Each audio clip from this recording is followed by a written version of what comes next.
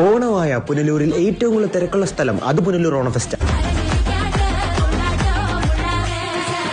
Hello സുഹൃത്തുക്കളെ, അപ്പോൾ നമ്മുടെ ഇന്നത്തെ വീഡിയോ എന്ന് പറയുമ്പോൾ നമ്മൾ പുനലൂർ ഓണ ഫെസ്റ്റിന് പോകാൻ വേണ്ടി പോകണം. തുടങ്ങിയിട്ട് ഒരു 10-15 ദിവസം ആയെങ്കിലും ഇപ്പോഴാണ് പോകുന്നത്. അതുമല്ല, ഇന്ന് റാപ്പർ ഗബ്രിയുടെയും കൂടെ പ്രോഗ്രാം ഇവിടെ നടക്കുന്നതാണ്.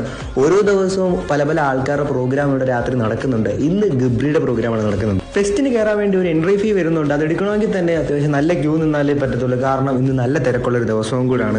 അങ്ങനെ ഞങ്ങൾ ടിക്കറ്റ് എടുത്തിട്ടുണ്ട്. ഇതാണ് ഓണ ഫെസ്റ്റിന്റെ ഒരു എൻട്രൻസ് വരുന്നത്. പല വർഷങ്ങളിലും പല തീമിലാണ് ഇത് നടത്തുന്നത്. ഈ പ്രാവശ്യം ഇങ്ങനെ ഒരു ഡിസൈനിലാണ് ഇവിടെ ചെയ്തിരിക്കുന്നത്. ടിക്കറ്റ് എടുത്ത് എൻട്രൻസ് അതോടെ കയറുമ്പോഴാണ് ഓണ ഫെസ്റ്റിന്റെ പല സ്റ്റോളുകളും കാര്യങ്ങളും വരുന്നത്. അതുപോലെ പല എന്റർടൈൻമെന്റ് ആയിട്ടുള്ള ആക്ടിവിറ്റീസും ഇതിനകത്ത് തന്നെ ഉണ്ട്. ഇതിന്റെ വെളിയിൽ ഇറങ്ങുമ്പോഴാണ് ഒരു ഗ്രൗണ്ടിൽ സ്റ്റേജും റൈറ്റ്സും കാര്യങ്ങളൊക്കെ വരുന്നത്. പുറത്തിറങ്ങുമ്പോൾ കാണുന്ന ഈ ഒരു സ്റ്റേജിലാണ് ഓണ ഫെസ്റ്റിന്റെ പ്രോഗ്രാമും കാര്യങ്ങളൊക്കെ നടത്തുന്നത്. അതുപോലെ ഒരുപാട് എന്റർടൈൻമെന്റ് ആയിട്ടുള്ള റൈറ്റ്സും കാര്യങ്ങളൊക്കെ ഇവിടെ. ഞങ്ങൾ ഗബ്രിയുടെ പ്രോഗ്രാം കാണാൻ വേണ്ടിയിട്ടാണ് പോയത്. ഇവിടെ വന്നത് തന്നെ ഈ ഒരു പ്രോഗ്രാം കാണണം എന്നുള്ള ഒറ്റ ലക്ഷ്യത്തോടു കൂടിയാണ്. ഏകദേശം 1 മണിക്കൂർ താഴെ മാത്രമേ ഈ ഒരു പ്രോഗ്രാം ഉള്ളായിരുന്നുള്ളൂ. അതുപോലെ അവിടെ നിൽക്കാൻ പറ്റുന്ന രീതിയിലുള്ള തിരക്കുമായിരുന്നു. പിന്നെ ഓണ ഫെസ്റ്റിന് വരുവാണെന്നുണ്ടെങ്കിൽ ജെയിന്റ് വെല്ലിൽ ഉറപ്പായിട്ടും കയറണം. അതൊരു മറക്കാൻ പറ്റുന്ന ഒരു എക്സ്പീരിയൻസ്. ഈവനിംഗ് ഒക്കെ അടിച്ച് പൊളിക്കാൻ വേണ്ടിയിട്ട് നമ്മുടെ പുനലൂർ ഓണ ഫെസ്റ്റിൽ നിങ്ങൾ ഫ്രണ്ട്സ് ആൻഡ് ഫാമിലി ആയിട്ട് വരുവാ. എനിക്ക് തോന്നുന്നു തീരാറായെന്ന് തോന്നുന്നു. അപ്പോൾ ഓണ ഫെസ്റ്റ് നടക്കുന്ന സ്ഥലം മറക്കണ്ട, പുനലൂർ ചെമ്മന്തൂർ മുനിസിപ്പൽ ഗ്രൗണ്ടിലാണ്. അടുത്തൊരു കിടിലൻ വീഡിയോ ആയിട്ട് കാണാം. അതുവരെയും ബൈ.